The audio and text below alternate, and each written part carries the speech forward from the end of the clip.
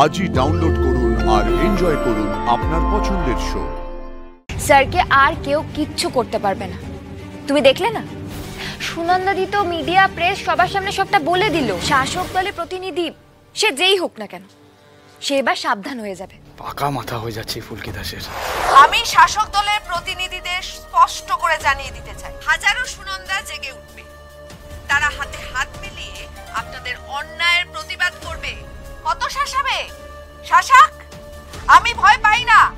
শুনুন, নারী শক্তি জেগে উঠছে।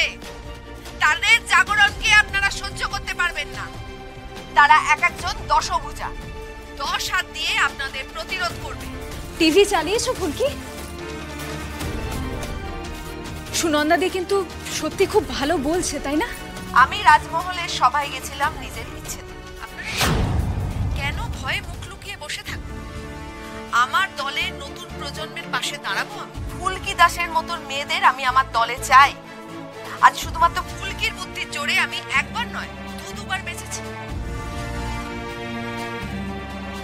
প্রথমে আমারই নিরাপত্তা রক্ষীকে হাত করে আমাকে মেরে ফেলার প্ল্যান করা হয়েছে।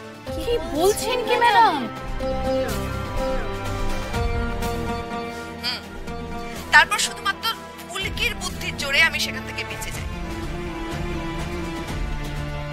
সেখান থেকে বেরিয়ে যখন আমি ফিরছি, তখনও আমাকে গুলি করে মেরে ফেলার প্ল্যান হয়েছে। গুলি করে? এবং আবারও আমি শুধুমাত্র ফুলকির বুদ্ধির জোরে সবার চোখে ধুলো দিয়ে অন্য রাস্তা দিয়ে বেরিয়ে আসি। আর এই যে রোহিত, ফুলকির স্বামী,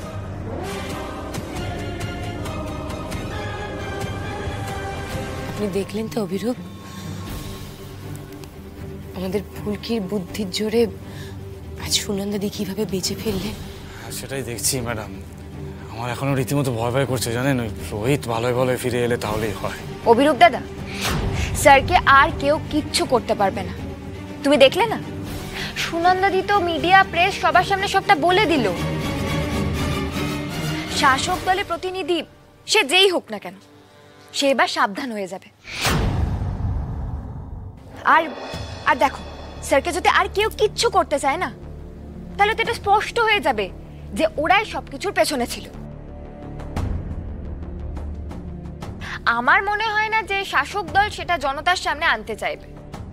পাকা মাথা হয়ে যাচ্ছে ফুলকি দাসের।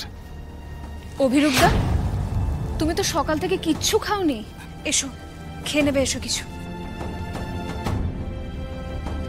অভিরূপ দাদা এমন এমন কথা বলে না, ইদানিং আমার খচখচ করে। সুনন্দাদি বেঁচে যাওয়ার পর ওনার মাথায় স্যারের প্রাণের ঝুঁকির কথাটাই এলো।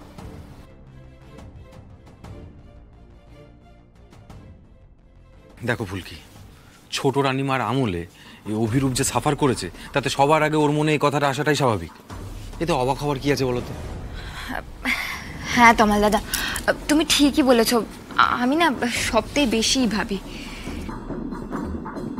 আসলে ওই নৃসিংহদেবের মন্দিরে ঘটনাটা ঘটার পর থেকে সন্দেহটা ঢুকেছে। তাছাড়া আরো কয়েকটা খটকা আছে, স্যারের সঙ্গে একটু আলোচনা করতে হবে।